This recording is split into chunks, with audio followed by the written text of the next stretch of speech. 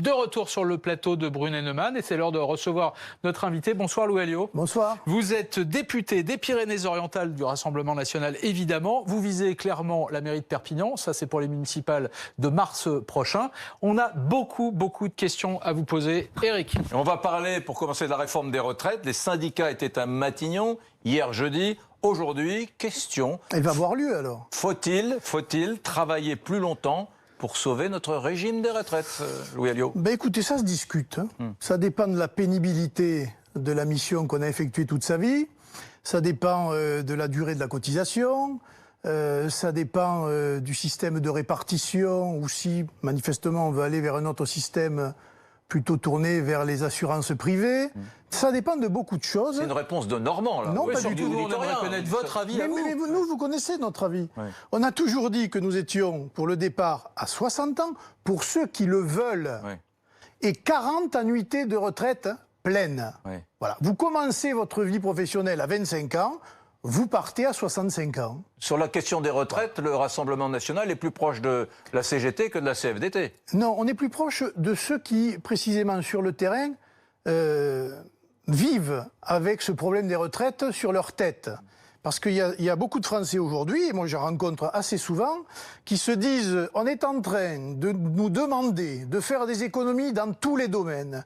On est en train de nous demander de travailler plus et plus longtemps pour avoir des retraites moins importantes qu'il y a encore quelques années. C'est là où le bas blesse. Il a raison, Éric Brunet. C'est exactement la position et les arguments de la CGT. Non, mais mot pour mot. Non, je vais vous dire franchement, je me fous pas mal de savoir ce que la CGT pense. C'est intéressant de savoir que votre formation politique reprend les idées de la CGT. Ça peut arriver. Et alors, le problème de la CGT, c'est quelquefois pas ce qu'elle défend sur le fond, en tout cas. Je n'ai pas regardé, mais si c'était là, c'est la manière dont elle exprime et le sectarisme dont elle fait preuve. C'est ça le problème du syndicalisme français. Du coup, vous allez nous dire qu'il ne faut pas non plus toucher aux 42 régimes spéciaux de retraite? Ah non, mais ça, c'est... Voilà. Là, maintenant, il y a d'autres sujets qui vont venir sur le tapis. Alors, votre avis à vous, régimes, je pense on les supprime ou on les supprime pas? La République, c'est liberté, égalité, fraternité. Et ce principe d'égalité, il doit s'appliquer à tout le monde. Donc ce soir, vous nous dites, votre formation politique est favorable à la suppression de tous les régimes de retraite spéciaux, les militaires, les policiers. Égalité. Je ne vous dis pas. Égalité. Je ne vous dis pas ma formation. 1 euro cotisé et les mêmes droits pour tout le monde. Je ne vous dis pas ma formation politique, je vous dis moi ce que je pense de cette affaire-là. Voilà. De la même manière qu'aujourd'hui, il faudra travailler la retraite des commerçants, des artisans, parce que là, pour le coup, moi j'en vois tous les jours. Un artisan ou un commerçant qui aura travaillé toute une vie, eh bien, partira à la retraite avec moins de 1 000 euros par mois. Ce qui est faux. L'égalité devrait conduire à ce que ces retraites-là soient augmentées, parce qu'il y a une différence majeure entre le public et le privé, et ce n'est pas normal dans notre état de droit. Alors cela dit, cette réforme, elle semble être très compliquée, et d'ailleurs, changement de stratégie au gouvernement. Je voudrais qu'on écoute comment, justement, le Premier ministre Édouard Philippe définit cette nouvelle méthode. Écoutez. Ce projet de loi, nous n'allons pas le préparer seul, mais nous voulons le faire en écoutant les partenaires sociaux, en écoutant les Français. C'est pour cela que nous avons pris la décision de lancer des consultations citoyennes dans une logique qui est assez proche de celle qui a prévalu au moment du grand débat. Nous voulons favoriser les échanges directs avec les Français. Nous voulons utiliser des formats qui sont différenciés, utiliser le numérique, utiliser des réunions publiques. Bref, nous inspirer de quelque chose qui a bien fonctionné, c'est-à-dire la capacité que nous pouvons avoir à dialoguer directement avec les Français. Ça va concerter, hein. Ils vont nous refaire le grand débat. Ils l'ont fait tout le long des Gilets jaunes jusqu'aux élections européennes.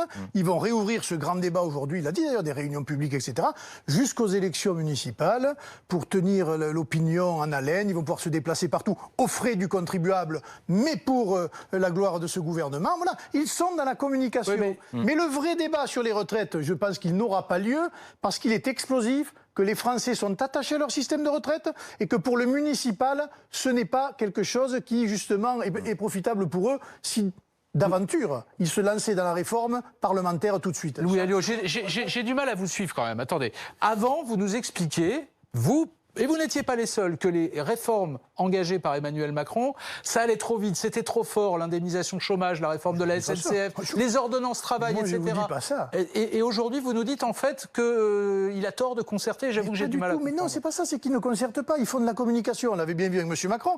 Il s'est déplacé dans la France entière en voyant soi-disant des maires, et c'était des monologues interminables. Je pense qu'il va utiliser la même technique pour l'histoire des retraites. Voilà ce que je dis. Sur le fond, moi, je souhaite qu'il y ait un débat, parce que c'est l'un des sujets qui intéresse au plus haut point les Français, et on ne peut pas comme ça le traiter du jour au lendemain avec une discussion, somme toute assez rapide, avec une majorité parlementaire aux ordres. Alors, Louis Alliot, 250 services d'urgence en grève, en France un peu plus même. Est-ce que c'est un problème d'organisation des urgences de l'hôpital, ou est-ce que c'est un problème d'argent, de moyens, comme le disent un certain nombre d'organisations syndicales? Au Danemark, une personne qui passe aux urgences doit d'abord avoir appelé l'équivalent du SAMU. Autrement, pas d'urgence. Est-ce qu'il faudrait qu'on fasse la même chose en France? Si elle est à moitié morte... C'est le système danois. Oui, non, c'est pas comme ça que ça fonctionne. Bon. Moi, j'ai reçu les urgentistes de Perpignan, et j'ai eu à les fréquenter il n'y a pas si longtemps que ça. Ils sont dans un état de décrépitude avancée.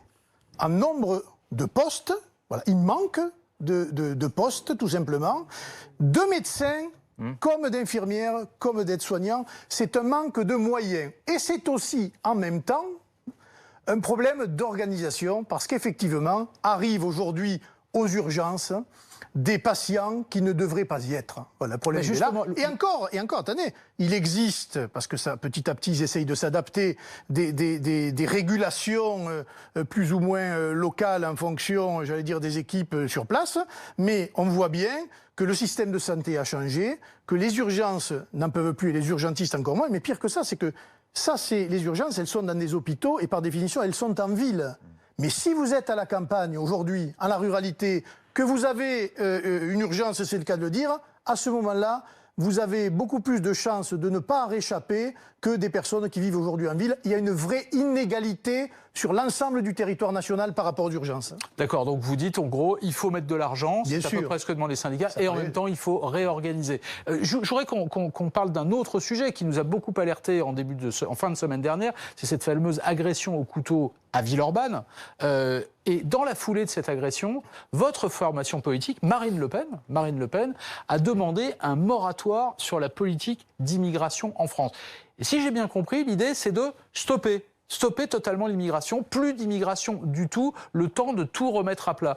On s'est posé une question avec Éric, franchement, comment on fait? Techniquement, comment on fait pour dire du jour au lendemain, il n'y a plus d'immigration dans ce pays? Déjà, on applique les lois, c'est-à-dire qu'on renvoie chez eux ceux qui n'ont rien à faire chez nous, ce qui serait déjà un grand pas en avant. Et par exemple, les 90% des déboutés du droit d'asile qui ne repartent jamais chez eux, eh bien ceux-là en priorité, on les reconduit dans leur pays d'origine. Alors c'était pas le cas effectivement de l'agresseur de Villeurbanne, mais puisque vous mettez la réponse sur ce terrain-là, comment on fait pour renvoyer des gens dans des pays qui ne veulent pas d'eux?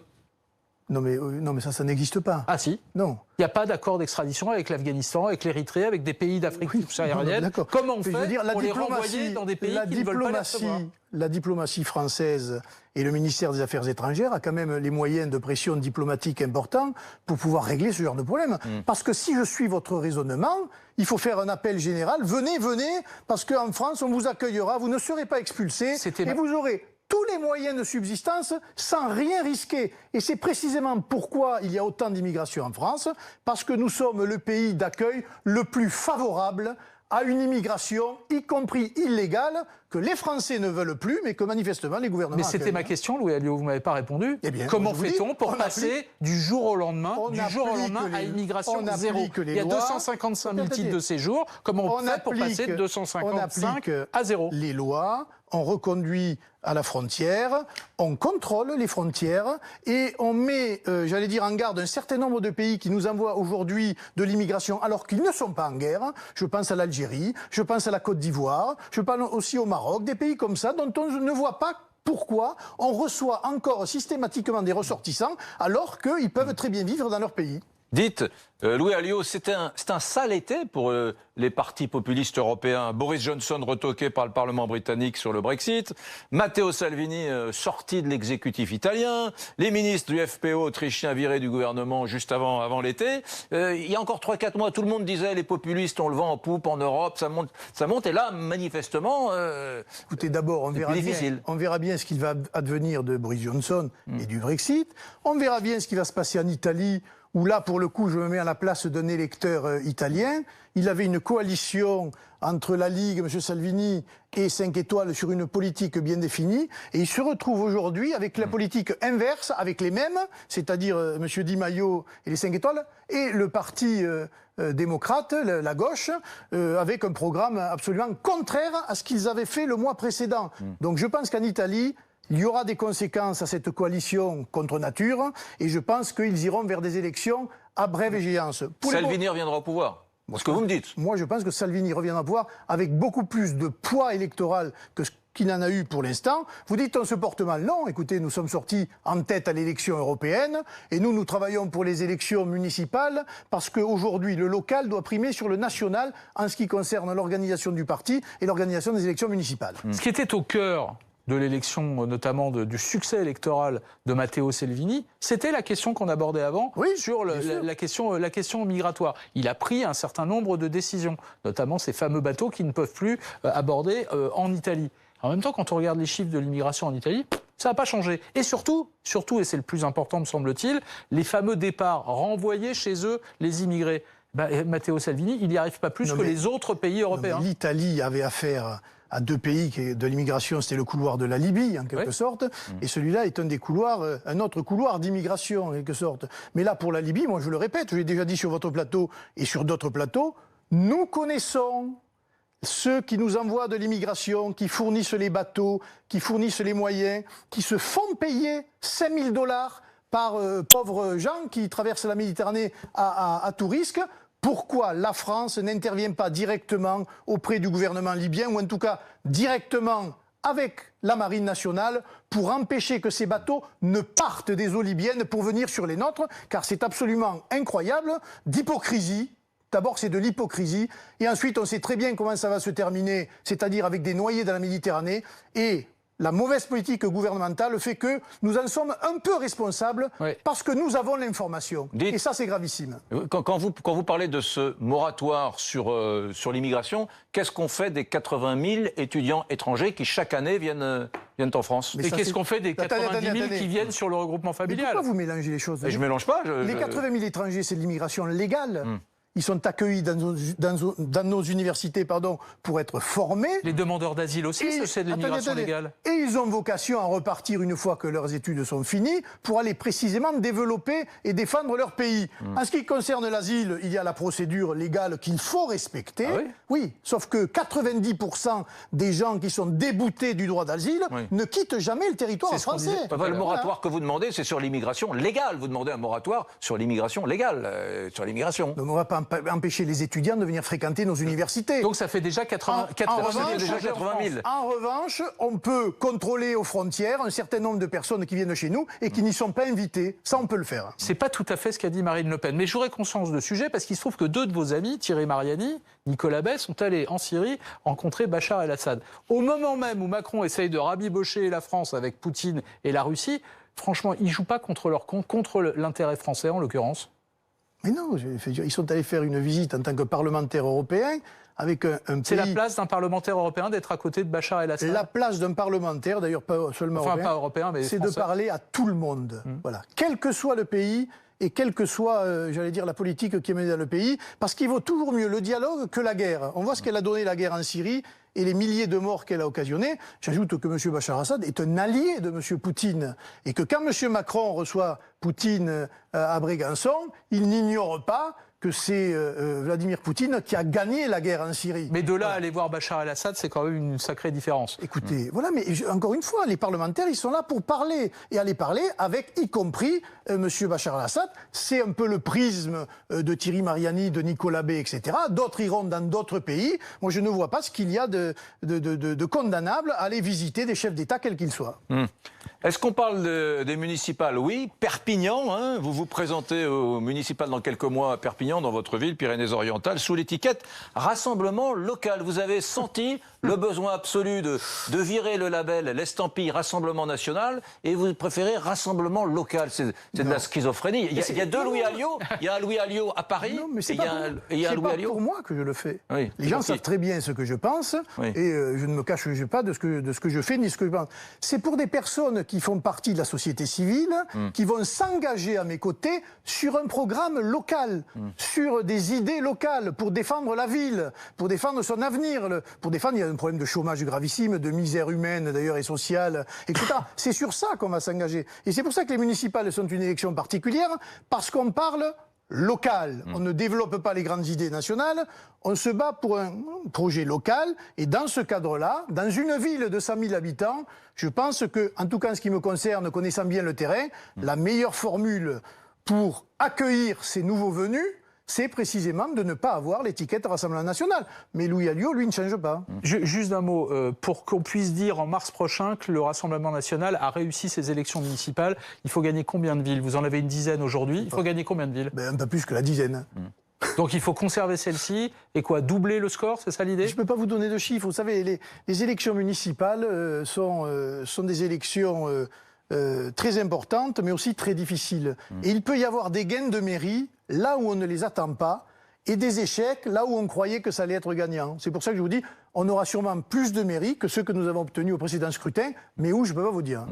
Louis Alliot, Marion Maréchal va tenir une convention de la droite à la fin du mois, le 28 septembre, sur le thème de l'alternative au progressisme. Alors après la déroute des Républicains aux européennes, elle s'est prononcée, on le sait, pour une union des droites. Est-ce que le Rassemblement national sera présent? Mais quelle union des droites? Regardez-moi à Perpignan, j'ai en face de moi un maire de droite.